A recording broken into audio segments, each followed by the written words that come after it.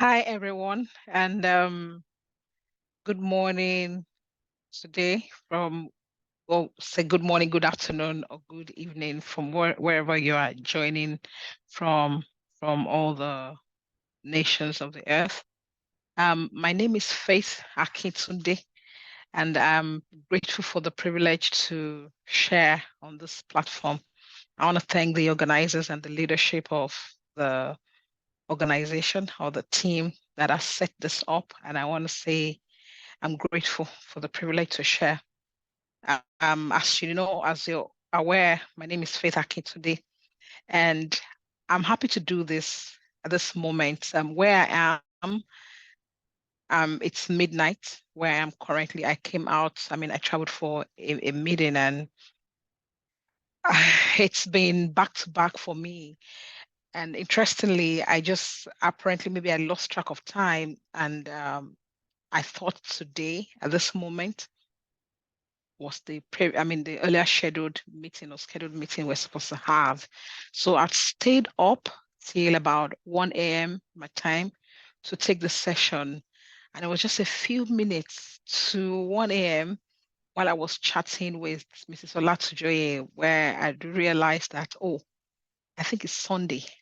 And I thought we agreed we're going to have a meeting. And I'm just realizing right now that the day and the time we agreed is not the day I had assumed, and I've been up to do the session. So I decided to record this so that I do not feel the loss of time because I stayed up to do this. So I'm deliberately doing this to keep track of my promise and to ensure that I deliver on promise.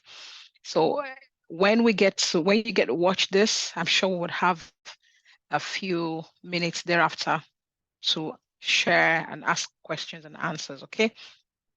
So once again, thank you for joining and welcome to this session. All right. I'll be talking to you about employability and professional growth. All right.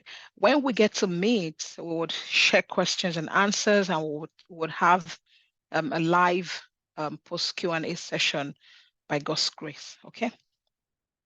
So today, I'll be taking you through a couple of subjects around employability, but I wanted us to quickly look at the fact that in life, perception is a lot of things. You get to hear perception is reality. Perception is reality. Perception is your reality, and it does not have to be someone else's, right?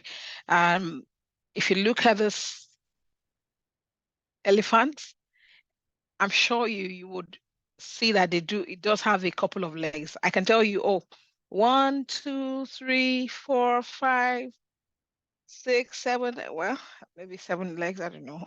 If you check it from wherever you're looking at it from, we're not likely going to look at this elephant having the same number of legs. And I'm curious to know what you see. In the chat box, you can actually type what number of legs you are seeing that this elephant has. And it proves that we see the world from very different perspectives, and that does not make one person right or the other person wrong. So perception is big. Perception is a big deal, and it could be. I mean, it's a reality, but then my perception does not have to be your reality, and your perception doesn't have to be my reality. But another perspective in the context of the conversation we want to have today, right? Um, Talking about employability, talking about reinventing yourself or reinventing your career, I would be looking at perception from the perspective, allow me to use that, right, of the um, the person who you're expecting value from. Right. So you've been preparing yourself to get a big role, you're preparing yourself to get an opportunity. The person making a decision in your favor or otherwise, their perception would play a role. in the decision you're looking for them to make in your favor. And I'm saying in your favor because we're looking for a positive outcome, right? So from that point of view, it's important that we begin to think of perception differently. You want to project yourself in a way that communicates what you're expecting people to um, understand about you, right? When someone sees you and sees you show up and they say, "Oh, you are giving," right? In the Gen Z language, what are you giving? So the same way for perception is what you are giving. What are you giving to your recruiter? What are you giving to your prospective employer? What are you giving to your prospective manager? Perception, how they see you, how they perceive you, right? I'm looking forward to talking more on that as we progress today. All right, so let's quickly talk about employability skills. Employability skills. What are employability skills? And I'm looking forward to what you would share in the chat room. At this point, I would look forward to a pause of this video and you sharing what employability skill means to you. So I'll pause for a bit.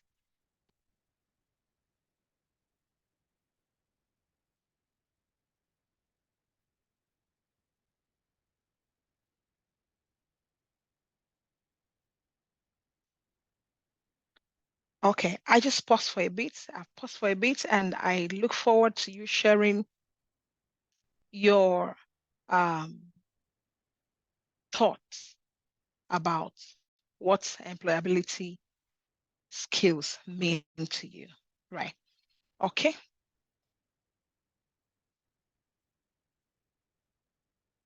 So in my view, employability skill means a lot of things.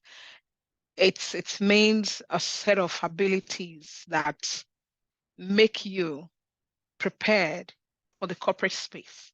In the context of this conversation we're having today, there are skills that positions you better in the corporate space. So what are those competencies? What are those abilities that um, would make someone place a bet on you? Those are employability skills. And I mean, probably you've seen my profile or you've read about me on LinkedIn. In the past 16 to 17 years, I've had opportunities to engage with people, hire for managers, place people on teams. And I can share with you that over the years, employability skills are evolving.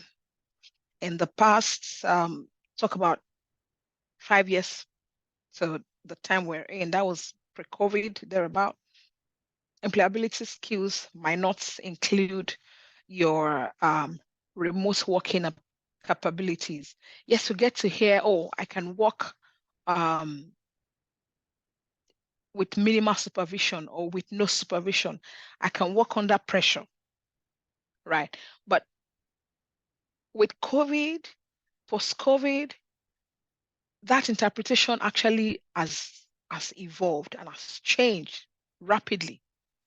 It is now you being able to manage your time, being able to manage your priorities without a close supervision of a manager, or you're working for a manager that is thousands of miles away from you. Nobody cares whether you're showing up at the office or otherwise. It is your deliverables, right? Now, employability then positions you for a manager to be able to say, yes, I can place a bet on this person.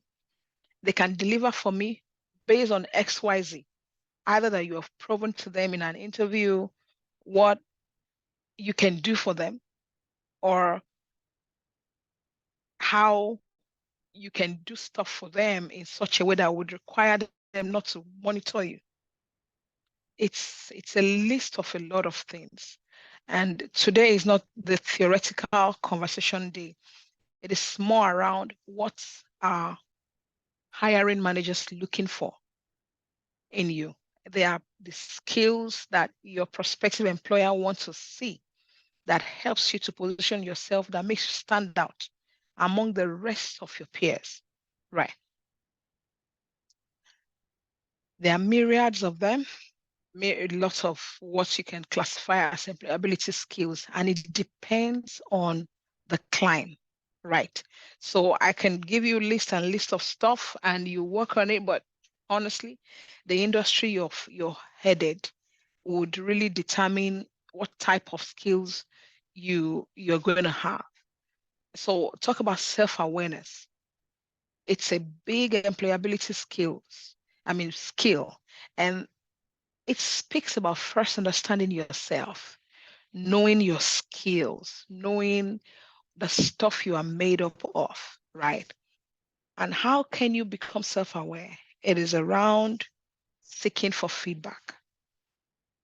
A couple of days back, I was having a conversation and I was telling a manager that for you to coach another employee to help them understand certain things that you're expecting them to know, you should not continue to just pour it out on them. It's a great thing to pour out, but it's also important to help them see the their blind spots, and that's self-awareness.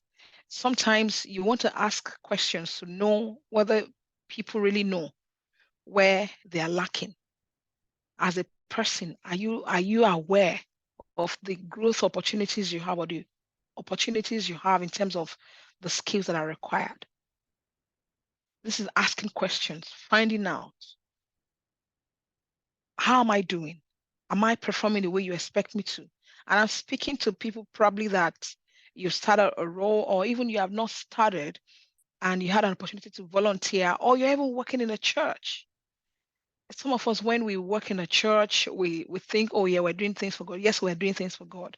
But that could be a platform to seek for feedback and understand what are the things that I can do better to further develop myself. Self-promotion is an employability skill. Do you do great stuff and you do not know how to position yourself and project the things that you're doing? I once interviewed a young man a couple of years back, and great guy, very intelligent, fresh from school. And I was asking him, what can you do for us? What experiences do you have? Oh, I just finished from school. Yes. We had this conversation for a while and then he said, yeah, I was president in my departmental association. Oh, great. What did you do? And he reeled out the things they did, organized some programs. They had a fair, a career fair where they brought professionals from different parts of Nigeria to train them. To train students, right? He worked with a couple of people to organize that. That was a strong selling point. So self-promotion, you don't look down on the things you've done, whether they were in an organized setting or otherwise, right? You want to effectively communicate your strength and abilities. Talk about elevator pitch. A number of you have heard that before. What's an elevator pitch? If you have an opportunity to meet someone in an elevator within the next, normally you're traveling from one floor to the other. Sometimes you need less than 15 seconds or 20 seconds to get from the first floor to, let's say, the third or the fourth or the fifth floor. Within that short time, can you speak to someone about yourself in a way that they would not forget? It will make a lasting impression. And the next time they will have an opportunity that needs their skill and competency, they will remember you. Self-promotion. You should always be ready to project yourself in a certain light that reflects what you want to gain out of them, from the world. Exploring and creating opportunities beyond just advertising, which is very important, right? Whether there are advertised opportunities or otherwise, you're able to research and seize opportunities within your space and even outside of your space, right? Your ability to explore and create opportunities I know someone can say, oh, in Nigeria, how much opportunities do we have? Or the opportunities are limited. It is in that same Nigeria that I have a mentee who just is just serving. He's serving right there in the camp. And he got a role, a volunteering role. No, sorry, not volunteering, a remote role, a virtual role, actually, paying in dollars. So this person is in Nigeria, serving his country and earning in dollars, exploring and creating opportunities. You've got to have some of these capabilities, and you don't wake up praying in tongues and realizing if the anointing for creating these opportunities fall upon you. You will learn it. You can reach out to people and meet people that do know how to do this to learn it. Your curiosity can also help you with that. I'm sure we can talk better if you do have questions around that. Action planning.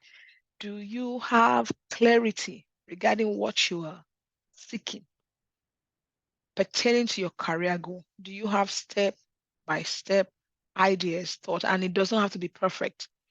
Sometimes people ask me that, oh, Faith, were you aware that you're going to be here 15 years ago, 20 years ago? Truth is, I was not aware. I was not. But making a plan, being able to dream, just dream away. Dream away in your journal. Write things out. What are the things you want to do? I usually say this one of my favorite ways of saying this is let your mind not be empty. Let your mind continue to contemplate an idea at any point in time so that when you are engaged, you can clearly say that, oh, this is what I'm thinking about. Or someone asks you, what have you been doing? Or what do you do? This is something that you'll be able to share. Networking, building contacts that could lead to work experience and job opportunities. This is the biggest deal. And it looks like it's a difficult thing to do for some of us that are introverts. I'm an introvert. You'll be surprised, right? But it takes a lot of strategic thinking. It takes a lot of intentionality. And I use that word carefully because I do not want us to begin to think of intentionality from the way everyone, I mean, not everyone, the way it has been used in the past. Being intentional about building a network is as simple as reaching out to one person at a time. It's not about going for an event and listing 10 people you've met, collecting phone numbers. It goes beyond that. A quick example that we use for you is I opened my LinkedIn account um, quite a while ago, more than 10 years ago. This was fresh. Look, I wasn't fresh from school. Yeah, more than 10 years ago. So around the time I just finished NYSC, trying to get a job, I didn't even know what the future of LinkedIn was. Right. Now, being on LinkedIn is not networking, right? Don't get me wrong. But I'm saying steadily how I built the community of people, the community of network that I have on LinkedIn was not overnight, right? It's that steady way. Same way I would go for meetings, meet people, but then not just about collecting phone numbers. It is deliberately connecting with people that are ahead of my journey on my pathway. So because I do have an idea of my plan, where I want to go, where I'm headed, I can recognize people that are on my pathway and then connecting with them. I think that's networking. I think it is you connecting with people that you believe would be instrumental to your next steps. And that does not mean only the people in the future. And I tell you, it does not have to be people that are greater than you or bigger than you. It is the 360-degree approach to networking. And hopefully very soon you'll see one of the videos I've done on this particular concept. It is around connecting with people that are ahead of you, that are your peers, and that are behind you, because you never know who is going to be that person that would help you, right? So as much as you are connecting forward, you should be connecting laterally and also connecting vertically. That way, you are able to build a community of people that one day, at least 1% of them will be instrumental to your next level. And being deliberate about it also means that you're investing into that relationship. Sometimes you haven't you I mean you only remember to call people when you need something from them. No, that's not networking. It is you paying it forward.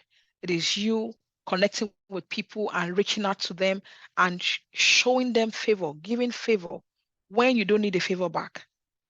The day you're going to need that favor back, it will be easy for them to think about you. In my 360-degree career book, I wrote about what we call TOMA, top of mind awareness. It's a concept in marketing. It's very relevant in HR, very relevant in your career building. It is you being, it's not constantly in the face of people that you become annoying, but constantly in their face in a respectful way that they remember you when there are opportunities that has your name on it. So I love the concept of networking because it's a big tool to building a successful career. And I tell you, God has been gracious to me. God has been faithful to me. Networking has been a strong tool in my career journey. And I say so proudly. I do not take advantage of or negative advantage of relationship. I try to leverage relationship. And that's one of my biggest words. And I want you to figure out or find out what leveraging is. It's a way that you can, as much as you are taking advantage, you are not you are maximizing opportunities, but you are not taking undue, I love the word, undue advantage of relationships. Because if you do, you're withdrawing from it and you are not depositing enough. So you don't want to be in that space where you head into a negative balance when it comes to your relationship, when it comes to networking, when it comes to um, building a strong goodwill in relationships. You build it such a way that people are willing to go all out for you. You're making deliberate attempts. You're taking deliberate steps to invest in your relationships. It's very important, and it does not have to be Bogboero.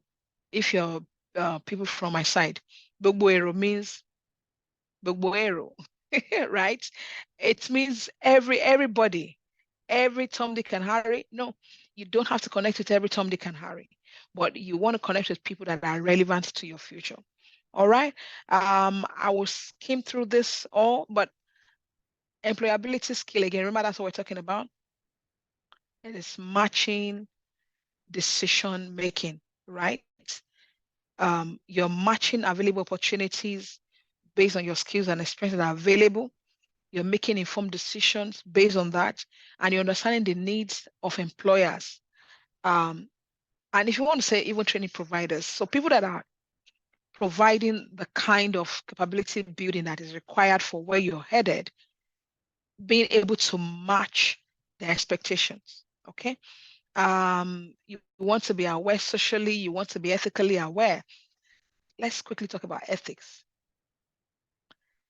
Do not be one of those people that wants to have an opportunity by all means. And by all means you want to do things that are unprofessional or unethical because you want to get certain opportunities. Yes, sometimes you get to a desperate position. Desperation should not allow you to, should not push you to the point of doing unethical things. Okay. As much as you're looking for job opportunities, remember that you're building a reputation for yourself and for your future. Some things don't go away. Someone said to me, and it's true, I mean, you would have heard it a couple of times. Internet never forgets. Life never forgets. Things that happened. They have happened. They cannot unhappen. So you want to carefully make your choices, make your decisions such that when you look back, you'll be proud of the rep you've built for yourself. I hope you do not, you're not taking steps that you're hoping, oh, the world will forget or it will go away. And I do not say this to upset you. If you've had a wrong past, I mean, there's always a hope for the future. But do not deliberately or do not carelessly make certain decisions or um, make certain commitments that would negatively impact your reputation, your integrity in the future, thereby blocking your chances of taking on opportunities. Particularly, we're talking about employability, right? So you want to be careful of the things you put on your CV. I tell you a quick story. In one of my years of experience, one of those places where I worked, we had this interview, and the first person came in, he did his interview, and he left. When the second person came in, we realized the second person had copied the CV of the initial person who we interviewed. And that initial person happened to be their boss. So, yes, they were doing the job. He was doing the job. His boss was the boss. The job he was doing, the boss had it all on his CV. But the boss was the boss. It was the boss CV. He copied the boss and puts the content of the boss's CV on his. Of course, you know the end of the story. There's no way he's going to get a job. So even if you copy people's CV, which I never encourage, you have to couch it in a way that is yours. Even if someone wrote your CV for you, you should rewrite it in your own language, in a way that speaks to you, in a way that is natural to you. Okay? Coping with uncertainties. I'm sure I would deep dive on this particular topic shortly in the forthcoming slide. But talk about coping in uncertainties, coping in adversity. It's a big deal. And it's something you need to learn. You need to build the prowess on. All right. Embracing new challenges. Employers are looking for people that are happy to take on new challenges. Negotiation. It's not just about negotiating salaries. It is also negotiating outcomes, win-win, symbiotic relationships, being willing, being agreeable, right? When you are that person that never backs down in an argument, there's nothing wrong with winning an argument. But when you win an argument, do you win your friends? Are you winning a new friend? Are you winning a colleague? Or you're creating an enemy? These are questions we should ask, and these are thoughts we should consider when we're talking about employability. How can we improve our employability skills? Right. You want to consider a couple of things, and I'll tell you, um, you want to continue to learn. As I am, I I'm a committed lifelong learner. I still have a couple of new skills I'm learning today. You want to stay up to date. You want to attend a couple of courses. You want to know what is happening in your space. What's trending in your space, right? There's something we call um, practice analysis. As a professional, you want to analyze your current practice to see how relevant it is and how relevant is your knowledge of the current practice in the space you work. Yeah, I mean, and I'm not talking just about AI. I'm talking particularly whatever your skill is. Are you a caterer? Are you able to bake cake in the recent ways that cake is being baked today? Are you a cobbler, a shoe designer, a shoemaker? Are you still building shoes based on the way it's built 20 years ago or 15 years ago, or the time you learned it, how it has been built? And I speak about continuous learning from all walks of life. So it's not just about coming on YouTube and watching videos. Yes, it's part of it, but are you building relevant skills? Are you up to date on the kind of skills that you are giving to your world? We've spoken about networking, but in the light of building these skills, you need to connect with people that have the kind of prowess that you're looking for. Yes, attend conferences, connect with people, but yes, you want to lean on people that have the skills and reach out. I once reached out to someone and I was asking them, I needed to learn a certain skill in was it programming, something around building certain templates, right? This person was way younger than I am, and it's called reverse mentoring, and I do not mind. You should be ready to learn from people that are younger than you. Of course, ready from spoken about lateral dimensions of networking. It is also connecting with people in your field so you can learn from their experiences. Internships and work experiences, of course, would help you to gain practical experience or practical learning, give you platforms where you can learn from. You need to build soft skill. You need to develop certain skills that are practical to where you want to play. And honestly, soft skills are now are the power skills of today. And when you talk about power skills, there are skills that make you stand out, skills that help you to power through rough edges, tough situations, right? Yes, it will enhance your communication. It will help you to build a strong team or even be a strong team player. It would help you when it comes to problem solving. And these are certain skills. Even problem solving itself is a strong skill. Do you think about problems or you think about solutions? Problem solving is a solution driven thought process. So you can say it's soft skill, but it's a power skill. And this is you engaging the power of your mind, the power of your intellect, thinking through. How you build further soft skill would be actively listening and being empathetic, putting yourselves in people's shoes, thinking from the other side of the table. If I were the person on this other side of the table, would I behave this way? Would I speak to this person this way? Would I prefer someone to speak to me this way if I speak to that person the same way? Or the way I speak to you, is it a way that I would prefer to be spoken to? Right. Developing volunteer skills. You want to work for people for free. It's one of those ways that can help you to build employability skill. I think I've spoken slightly about that. You should volunteer for projects. I believe that a large population of people listening to this, um, those of you on this program are RCCG members. And I tell you, I've volunteered in this body of Christ in this organization, and I've met people that are serial volunteers, people that volunteer on projects. One big deal is the fact that it's a strong proof of your passion if you can volunteer. Volunteering is you're able to do this work for free without being paid. When you get such opportunities, do you do such work as if you are being paid, or you do it as if job and we're just going to do it anyway?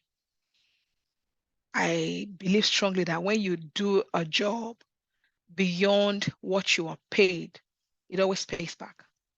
There is no debt. There's no, you call it debt, right? Um, in providence, providence does not owe you. God does not owe you. Whatever you sow, you will reap, right? When you sow excess value, you would always reap excess value. And that's volunteer opportunity is a platform that you can do that. All right. And I hope we're doing well for time. Other ways you can build your employability skills, of course, you can use resume building, you can prepare for interviews, you can manage your time, You can be adaptable. All of those skills, we can deep dive on each of the skills, and it will help us to position right when it comes to building employability skills. Okay. I want to deep dive particularly on preparing for interviews, and I'll speak again on time management. I'll take adaptability into another conversation in the next slide because there are a couple of things I want to deep dive on. I'll speak deeply about, and I hope we can do greatly for time on that aspect. How you prepare for interviews. I do have a few videos on YouTube that you can listen to, but I'll tell you one of the things you want to do in preparing for interview is to practice, practice, practice, practice. There's no other way to work on your confidence than to practice. Please don't be part of those ones that practice and la cram, la pour. No, you want to practice in a way that you're able to express yourself in a natural way when you're rehearsing, when you're in the front of the um, mirror, thinking about the question and speaking out how you will respond to the question. That's you practicing. But what that does for you is to bring to mind or make top of mind the things you want to say to your interviewer when you get to the interview table. It does not then have to be exactly the way you rehearsed it, but you have prepared your thoughts. You're training your thought process as you're rehearsing. It builds your confidence. It will help your body language, and of course, lots of other videos you can watch on YouTube that could help you to prepare for your interviews. Don't show up in an interview room without preparing, either by rehearsing, watching videos, thinking through, reading your CV, and meditating on your CV. It's a great skill. It's a great thing to do, actually. Meditate on your CV. Read through your CV so you're not caught unawares. Try to practice the introduction. Can we meet you? And it's not just about your name and where you're from or the number of children that your parents have. It's more about what you stand for and how you fit into the role you're interviewing for. Okay? Time management. A lot of people will judge you based on how you show up and how quickly you get your stuff done. Are you learning how to prioritize effectively? Are you learning how to do the right thing at the right time? Are you learning how to say no to certain tasks that does not add value? These are things that would help you to build your employability skill. If you're able to highlight some of those things, it would help strongly. I'll skip adaptability because I'm going to speak about it later, and I'll talk about professionalism.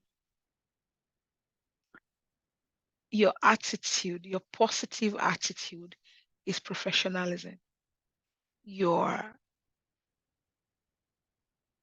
ability to show up as a respectable person that knows their onions and what they stand for is professionalism. Your appearance, when you show up and without you speaking, someone can place you rightly where you indeed belong, is professionalism. Keeping your promises is professionalism. Telling the truth is professionalism. Using the right choice of words, I'm just going to say be professional, right? I was just going to say that because your choice of words, avoiding to use certain languages is professionalism. So, are you punctual? Do you respect other people? We've said keeping your promises, right? That's professionalism. Okay. So I wanted to share this story with you in the spirit of professionalism, and that is you showing up when you actually think, when even when nobody's watching. Okay. So once upon a time, I was in this organization where I was the HR business partner for that organization, overseeing 1,000 plus people. And it required that there were outsourcing companies that were managing third-party staff for us. There was this person that I mean, never, he wasn't reporting to me. He was managing outsourced staff, but I would have some meetings with them on some occasions. I realized that we needed to make some decisions regarding our source organizations, and we set out some KPIs. When we set out those KPIs, without sharing the reason why we set out those KPIs, I could tell that this person did sit up and he began to report. I was not his manager. I began to report certain numbers, began to track, began to have meetings with his people before the meetings with HR, right? This went on for a couple of months before I left. Of course, I left, and then that continued. I did hope it continued, right? Some years down the line, someone called me, said, "Oh, do you know this person? This person was, I mean, looking for a role in my organization." Yeah, I just tried to remember. I said, actually, this person didn't work with me, but all I remember about them was, oh, when we needed to do XYZ, there were about 4 or 5 other outsourced staff managers there. But I remember this person stood out because his KPIs were always number one when I was reviewing. I'll review with them on was it quarterly basis, or so they had the monthly KPIs, but on a quarterly basis, I'll have meetings with them. This person's KPIs were top. And I then at that time had to ask them for a meeting to say, okay, what were you doing? And this story I shared with you, I just shared that with this hiring manager. And you know what? They got the job. They went for the interview and did what they would do. They got the job. I'm not saying it was a story I shared with the hiring manager that got him the job, but I tell you that the world is watching. You may not have all the opportunities today to get what you are looking for, but one day, the way you have managed a team or the way you have functioned in a team, whether you were paid for that work or not, one day that history you have built would come to play. And it might be an important factor in determining whether you will get what you were looking for. So I'm sharing that story because I know that there is nothing, my favorite, my rap people would say, "Àṣegbé kan ò sí láyé." It means, what does it mean? "Àṣegbé kan kò sí láyé. Àṣegbé kan kò sí láyé." That's what one of my mentors would say. And I don't know how the better way to interpret this to you that it will not lose its meaning. Whatever you do, you will reap, right? So sow great seed. Whatever you sow, you will reap. Sow great seed because eventually it will speak for you. Go the extra mile. Do an excellent job. When it will show up, it will show up. All right. I hope by my story, it would make you to make decisions to do the extra. Okay. So let's talk about GRE. You remember I told you I was going to skip um, adaptability, right? GRE, that's grit, resilience, and endurance. Grit, resilience, and endurance. I'll share this with you.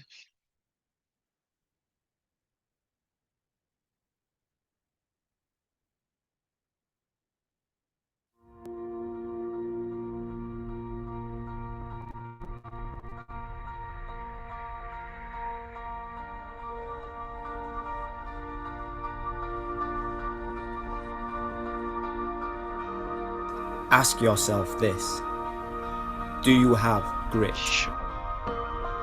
If the sound is working, Some people may so say that grit is having the perseverance in the face of adversity, share. setbacks, and failure.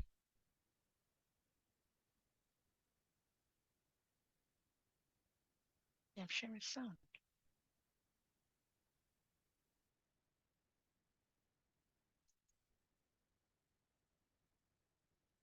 Sharing sound.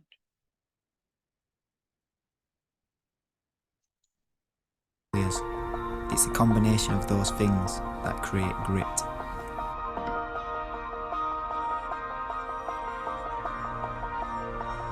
It's about having this stamina quality, not just being passionate, but sustaining that passion for a long time.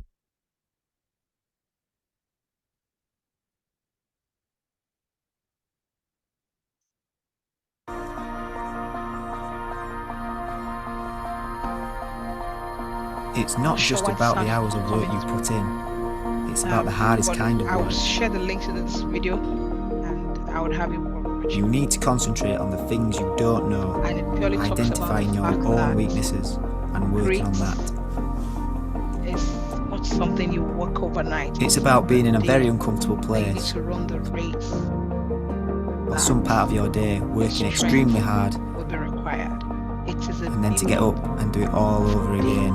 day-to-day stretches, activities of strain.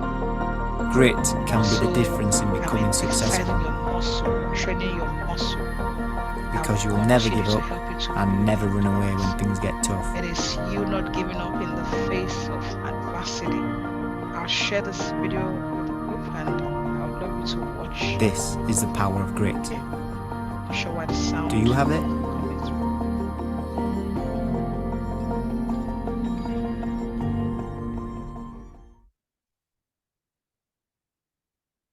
Okay. All right. So in a recap from what we're watching the video, and I really wish maybe when we do the Q&A session, you would be able to see, watch the video and then have a conversation around it. Okay. Don't forget, from everything we have said today, you need yourself. Faith is not going to do anything for you. Mr. Latsujoy will not do anything for you. You do need yourself first. You need yourself to turn it around. You need yourself to take the first step to the future you desire. You have to own your journey. Own your journey. There's no amount of laying on of hands that would transform what has happened. I mean, transform your current reality to what you want it to be without you taking a step. You will not be on the mountain for 7 days and 7 nights and not take an action. You have to take an action. So you need yourself to take an action to get things done, to move you to the place of your aspiration. From reaching out to someone to say, I need a job, uncle, or I'm looking for a job, to you updating your CV, to you getting to speak to your friends that have gotten a job. How did they get the job? You need yourself. You need yourself. You need to hold yourself accountable. You need to push yourself. You need to drive yourself, right? You did need yourself to make things happen. Then you need a coach. You need a coach, a mentor, and a sponsor. This can be three different people, and all these three can be one person. As a believer, I encourage you to let the Spirit of God lead you. And this is not me being biased. I'm telling you what I've tested, what has worked for me. Now, the Spirit of God, you can be led to the right people that will guide you to where you are headed. So even when you have a mentor, a coach, and a sponsor, you still need yourself. You need yourself to take action based on whatever your coach and your mentor and your sponsor are sharing with you. And then you need God. You cannot do without God. He's the unseen force that directs you to the right coach that will let you know who to talk to and the time to speak up. I mean, I wish I could share a story with you right now, but I'm telling you for a fact, you need the unseen hand. You need the unseen force to help you in this journey of employability. My mom told me, she said, you will never look for job. Job will be looking for you. I believe that. And I took it seriously. I would declare it, I would confess it. But I built myself as well. I didn't sit only on that confession. I believed it strongly. I will see God's face. I will go for prayers and all of that. Laying on of hands, yes. But I was reading my books. I was connecting with people. I would not rest on my oars. A very good friend of mine earlier in my career told me, Faith, you will apply yourself. You need to apply yourself. I never knew what that meant then, but I took that word seriously. I went to research it. I went to find out about it. And I started to apply myself. I'm applying myself, and God is helping me to apply myself. For those of you that know my journey, you would know that, yes, divinity has been a major force behind my journey. But yes, I'm also applying myself. Apply yourself, and God will help you. At this point, I do know that you have questions, and we'll talk about it when it's time. But I want to ask you, what are you going to do differently after this 55 minutes of conversation we've had? What are you going to do differently? I want you to take your journal, your notes, and I believe you have one, to write at least 3 things you're going to do differently from now on, and you will start tomorrow. I want to hear from you. I want to know how you're doing with those decisions you made and the steps you are taking. You can reach out to me on faithakintunde@gmail.com. You can check out some of my videos on YouTube if you want. You can reach out to me on LinkedIn as well. I'm happy and looking forward to hear about your journey and what you're doing differently and how it's working out for you. All right. I want to say thank you once again for the opportunity to share. This is a critical moment in time for me, and I'm happy that I have done this work.